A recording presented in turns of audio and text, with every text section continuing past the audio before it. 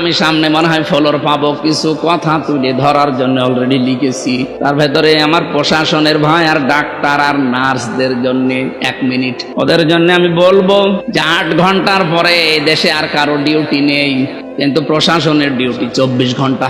আমরা চাই ওরা জানি দুর্নীতি না করে, এটা আমরাও চাই, কিন্তু ওদের ডিউটি করাবেন 24 ঘন্টা, বেতন দেবেন 8 ঘন্টার, তাহলে ওরা বাকির জন্য তো বাম হাতের ইনকাম করবেই।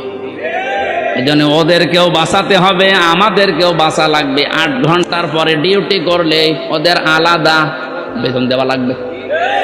ওভার টাইম পায় না অন্যান্য জায়গায় চাকরি করলে, কিন্তু প্রশাসনে এটা নেই। এটা বৃদ্ধি করে দেন, তখন আর ট্রাক থামিয়ে 50 টাকা নেবে। আর ভাই এমনি তো নেই না, ওদের ডিউটি যা, আমি তো কাছ থেকে দেখেছি।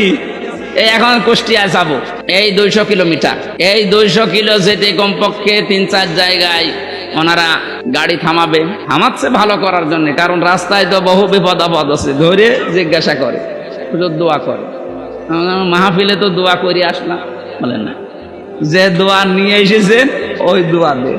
এখন যদি এই 4 জায়গায়, এখন বলার তো বাস্তবতায় তো 4-5 জন 7 জন করে থাকে, অন্তত রাত জেগে জেগে আছে। এই রাত জেগে পাহারা দেওয়া, এই যে এখানে আজকে এসেছে, এই যাওয়া আসা, এটার জন্য এখান থেকে থানা কয় কিলোমিটার? 5 কিলো।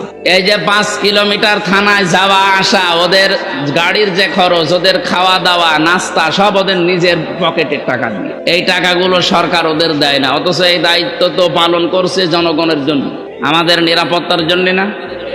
এই বিলটা ওদের সরকারের কি বিবেকে বাঁধে না? দেওয়া দরকার না? কোটি কোটি টাকা পাচার হয়ে যায়, ওইগুলো নিয়ে এসে অন্তত ওদের পেছনে খরচ করেন।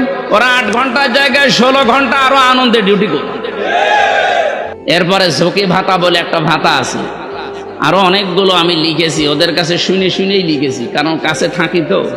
এই কথাগুলো আমি আশা করছি আইন আকারে সংসদে যেন সবাই একমত হয়, তাহলে এই দেশে দুর্নীতি কমবে।